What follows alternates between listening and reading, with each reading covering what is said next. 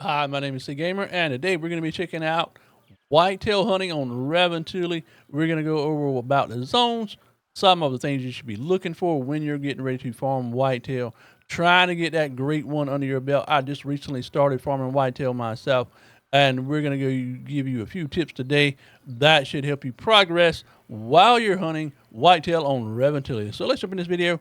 Let's jump on to Call of the Wild, and we'll talk about it and discuss it as we go through the video.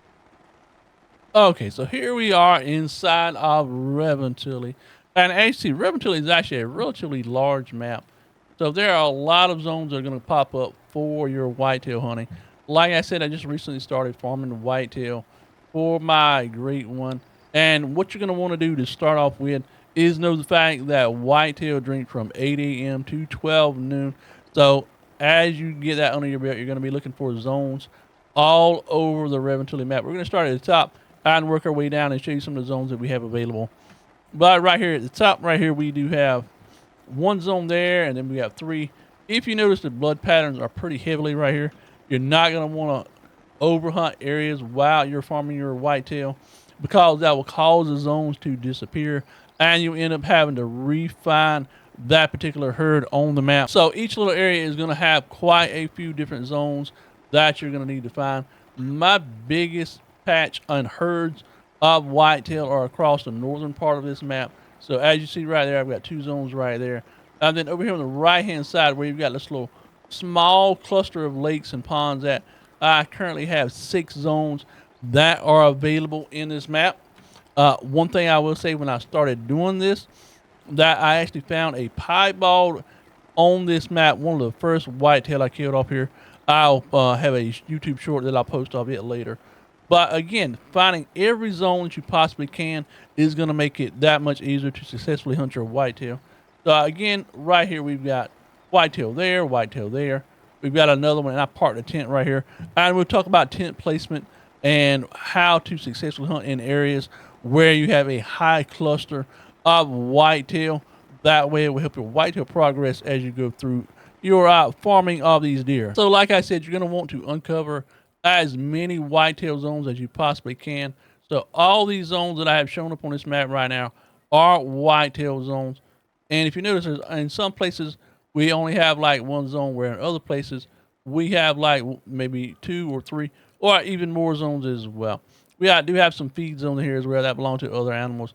But again, getting those zones unlocked for your whitetail hunt is going to make it that much easier to get that, really high end whitetail, whether it be a diamond, whether it's going to be some rares or things like that.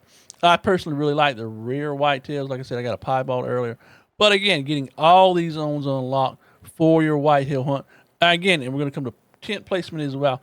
Tent placement is key as well, because you got to keep in mind that whenever you drop a tent, if you drop it too close to a zone and you fast travel to that tent, if it is within 300 yards of that zone, it's going to spook the deer, cause the deer to run off, and you're not going to be able to get a successful shot. So whenever you're placing zones, keep in mind, like for example, let me fast travel over here to this tent right here. Let me fast travel there. So as you can see, if I mouse over the drink zones right here, we are just inside 300 yards for both of those drink zones. But let me get out. We are going to drop a little bit of spray on this right there. And we're going to make our way over to these drink zones for our whitetail. So let me slow down walking, because once you get to within about 250 yards, if you are fast walking, again, that will cause your whitetail to spook. But again, let me drop a waypoint for you guys. Waypoint right there. So right now we are approximately 240 yards away. Ideally, this is not a really ideal place for this tent because of the fact that I have these 2 zones right here and then one in the back. Ideally, you kind of want to place it in a position that way the tent will give you full access to all of your drink zones. That is not always possible, but again, sometimes you can get it in just the right position. So let me get over here into where I need to be, and then we'll be right back and show you these whitetail on these 3 drink zones right here. Okay, so here we are back. I actually repositioned my tent just for y'all. That will give me a better position. Again, my tent now is currently 300 yards away from the zones, and you're going to want to position it, like I said, in a place that gives you really good access to all of the zones available. So right now let me get out of the binoculars real quick. We're gonna spot some deer. So we've got some red whitetail right here. There's our level 2, and we're gonna hit this zone over here. We've got another patch of whitetail over here as well, and there is another level 2 whitetail right there. And that is the ones you're gonna be wanting to focus on killing are the level 2s. That way, whenever you get respawns on the map, you don't want to kill the level 1s. You don't want to kill the does because does will respawn does. Bucks will respawn bucks. So our main goal, if you're going to be trying to farm higher end whitetail, is being able to kill the higher end ones that are between 154 and 187. Then once you get up to level 3s, you're going to be starting looking at diamond level whitetail as well. So you're going to want to populate that map with those 2s and 3s. Avoid killing the 1s if at all possible. So all these zones right here, if you notice, I've only got 1 buck in this zone here. I only had 1 buck in that zone over here as well. Since I've been previously hunting these zones already, and I've only got 1 buck left in each of the zones on this map, I'm going to avoid hunting these until I get respawns, and hopefully I will get additional bucks in each of these zones. So don't overhunt your zones. If you notice right here, I've got like really heavy blood patches. So if I was continuing to hunt these zones right here, they would potentially disappear, and I would end up having to find a new zone where the whitetail repopulated at. So we're going to pop over to another zone as well. That way you can get an idea. Also, if you notice up here at the top, I have a couple of tents, and I have 1, 2, 3 zones on this map as well. So we're going to pop right there, jump over to their fast travel, and we're going to see what whitetail we have available in this zone. If you notice, we only had just a few little blood zones right there where I've actually picked off a couple of, nice bucks that were available on this zone. So let's go down over here. I actually like the layout, how this zone ended up with those whitetail herds. But let's move out this way a little bit. It is currently 11:39. Keep in mind as well that even though whitetails do start drinking at 8 o'clock, a majority of the time I will set my clock forward to about 9 because they don't just automatically appear at 8 o'clock. And right there, as you can see, I've got a level 2 right there. I've got another level 2. And all of these are in the 187 range. So some really nice bucks that are starting to spawn on this map. Let me check my other zones as well. If you notice, I use waypoints a lot. So here we go right here. We've got, I think, a number 1 right there. Yeah. That one there, you just want to leave on the map. You don't want to be killing the number 1s. And you're going to primarily focus on your number 2s on the map. So I got one more area in this map as well, and that is down here. So let me go there and see where this tent is located at. It gives us really nice access to all of our zones on this little lake system right here.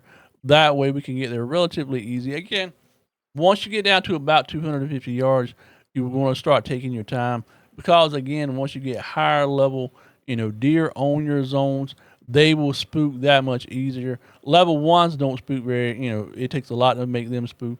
Level 2 spook a little bit easier. And then once you get to level 3s, it's going to make it that much easier for them to spook. So let me bring up my binoculars. And it doesn't look like, but some zones will repopulate at different times. So even if you get there at 9 o'clock and you find that the zone might be empty, you might have to come back to that zone at a little bit later time, around 9:30, 10 o'clock. Or again, some zones might not even populate till about 11:30 or right before, they get ready to stop drinking around 12. I actually have been on zones at 12:30, and there were whitetail just getting there and starting to drink as well. Now, here we have a good example of where we can actually do tent placement. If you notice, we have an outpost over here on the right-hand side of the map, and then I've already placed a tent up here at the top. My goal is to actually relocate this tent to about halfway point between where we have these heavy zones of whitetail. That way I can have easier access without placing too many tents. You actually are limited to 16 tents per map. So let's fast travel this one over here. It is 11:53. We might not be able to see any whitetail on these zones, but if we do, it give you a prime example of what I was talking about, as you get closer to that, stop time for drink zones. So here we are. Let me place down a waypoint and see if we can find us some whitetail on these zones as well. So again, I am a little bit farther than 300 yards on this map. And it doesn't look like, where they go. We've got one pack. And you're getting ready to come off of this zone. It's like they're traveling. We've got some level 1s out there. A lot of these level 1s, again, I'm going to leave them just simply because they are such low level. You're only going to want to be killing these level 2s and higher, like I said. Let me pop over here, place a waypoint right there. And see if we have any 2s on that zone as well. Or have they moved along? Where they're starting to travel as well. Again, those, we've got one level 2 over there. We got some more trivial ones, but nothing else around. So, like I said, you don't want to overhunt zones because you want to keep your population of deer growing on each of these zones. So, like I said, don't overhunt it. Again, if you have the ability to place stands, that will be ideal when it comes to hunting zones because it puts less hunting pressure on the map whenever you're using tree stands, blinds, whatever you have available. Tree stands are a really, really good way. Tripod stands are also a good way as well to reduce the hunting pressure on zones. So let's pop over here one time and see if we can catch these deer right before they leave. So here we are on this map right here, and if you notice, we got some level 2s, and this is actually the zones where I killed the piebald at. But again, we've got whitetail that will appear all throughout this area. This is the first zone right here that is available. I've already been, like I said, hunting really heavy back here, so I kind of want to take it easy. So I'll cycle those back zones out where I killed those other ones at to prevent overhunting this area and prevent that zone from disappearing. But again, we got nice patches of whitetail all over this map, and that is going to be your primary goal when you're setting up zones to actually hunt and go through each of the map when you're doing your farming for these whitetails in the hopes of getting some, much bigger whitetail on your map and getting that great one eventually. Okay, so now that we've talked about zones and setting up our zones that we want to hunt, let's talk about gun choices as well. I'll show you the loadout that I personally use, and that is with the hint right there. That is the 300 right there. 300 is not designed for whitetail, however. You can absolutely drop whitetail. I personally like the 303. It has really nice accuracy, really, good reload speed. The recoil is relatively low. It does hold 5 rounds as well. But all throughout time, I've used, 30-06. I've also used other guns as well. For example, I used a 7mm for a while. 7mm is a nice all-around gun. However, it does have a high recoil. So if you want to kill multiple deer in zones at one time, something with a high recoil is going to take you a little bit more time to re-aim. And me personally, since I'm paralyzed, it does take me a lot of time to realign. Another good gun is a 308. Again, recoil on it is 79. But again, this is one reason why I choose the 303, because the recoil is just a little bit lower, and because of the fact that, like I said, it takes me a little bit of time to, get my aim back on.